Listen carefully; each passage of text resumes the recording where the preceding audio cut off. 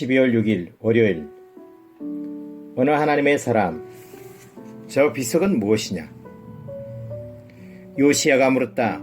저기 보이는 저 비석은 무엇이냐? 그 성읍의 백성이 그에게 대답하였다. 유다에서 온 어느 하나님의 사람의 무덤입니다. 열왕기하 23장 17절의 말씀. 초연이 쓸고 간 깊은 계곡 양진역에 비바람 긴 세월로 이름 모를 비목이여. 비목이라는 노래입니다.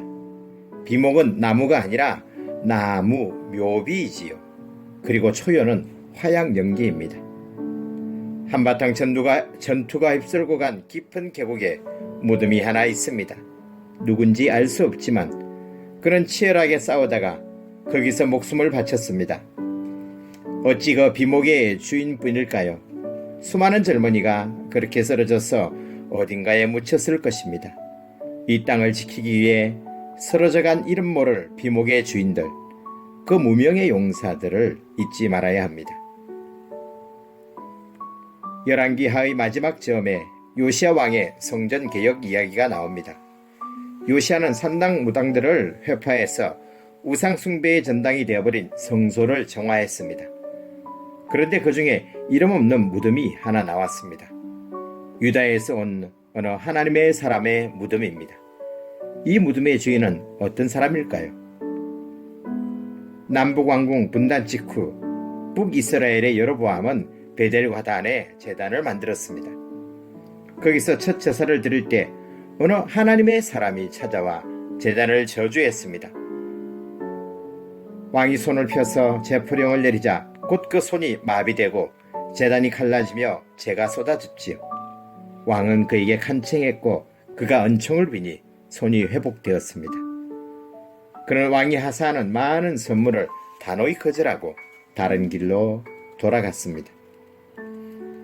그런데 베델의 한 늙은 예언자가 뒤쫓아와서 주님께서 밥과 물을 대접하라고 말씀하셨다는 겁니다. 그는 늙은 예언자를 따라가서 밥도 먹고 물도 마셨습니다. 그때 늙은 예언자가 당신은 하나님의 명을 어겼으니 조상의 무덤에 묻히지 못할 것이다 라고 소리쳤습니다. 그는 결국 나귀를 타고 가다가 사자에게 물려 죽고 말았습니다. 늙은 예언자가 그의 죽음을 수습해서 자기 무덤에 안장하였지요. 이 하나님의 사람이 보여주는 예언자의 길은 어떤 길일까요?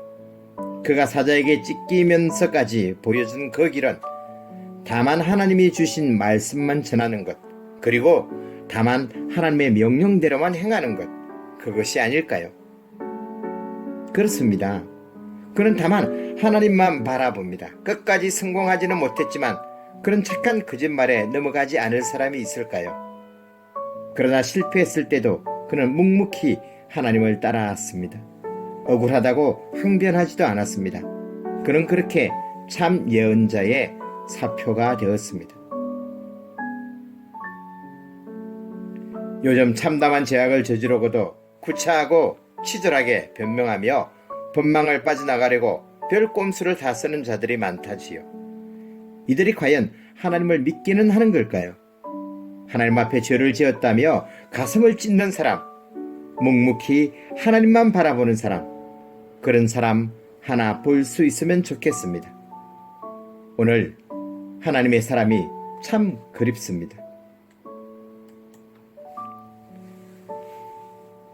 어찌 보면 여기 병원에 있는 사람들은 참 무명한 사람들입니다. 이름이 있지만 누군가 잘 기억해 주지도 않고 또 세상에서 알아주는 이도 없습니다. 가끔은 이렇게 살다 죽어도 되는 걸까? 인생이 이렇게 허무하게 이렇게 쓸쓸히 살다가 가는 게 맞나 하는 생각도 듭니다. 사실 우리에겐 이름 모를 비목, 나무 비석 하나 세워줄 이들이 없는 사람들이 참으로 많습니다. 그래서 오히려 우리는 무명의 그리스도인으로 어느 하나님의 사람으로 살아갈 수 있는 기회가 주어진 것일지도 모르겠습니다. 이름도 빛도 없이 그저 묵묵히 하나님만 바라보고 살았던 사람으로 그렇게 기억되어도 좋을 것 같습니다. 너 하나님의 사람아, 이름은 없어도 그저 하나님의 사람으로 기억될 수 있다면 그것이 행복이지 않겠습니까? 오늘도 그 행복으로 살아가는 저와 여러분이 되기를 예수님의 이름으로 축복합니다. 아멘.